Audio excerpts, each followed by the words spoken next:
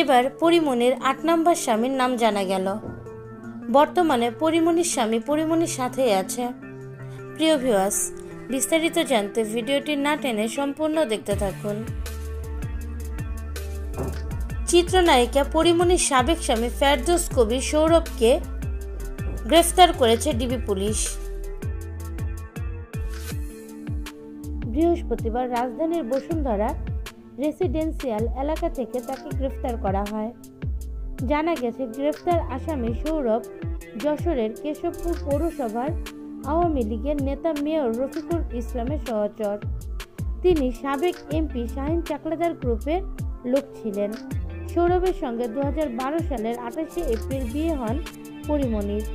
দেনমোহর ছিল 1 লাখ টাকা।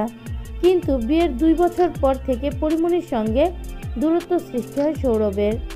সৌরভ কেশবপুর পৌরসভার সাবেক নারী কাউন্সিলর শাহানা কবির ফাতেমার ছেলে। এদিকে ফের ব্যক্তিগত জীবন নিয়ে সংবাদের শিরোনামে এসেছেন পরিমণি। কোনো এক পুরুষের বাহুডোরে মাথা রেখে নতুন করে চর্চায় উঠে এসেছেন তিনি। কে সেই ব্যক্তি, তা নিয়ে এখন ব্যাপক আলোচনা।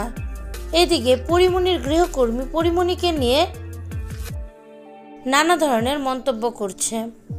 প্রিয় ভিউয়ার্স, বিষয়টি নিয়ে আপনাদের কি মতামত? অবশ্যই সেটা জানিয়ে দিবেন আমাদের কমেন্টের মাধ্যমে।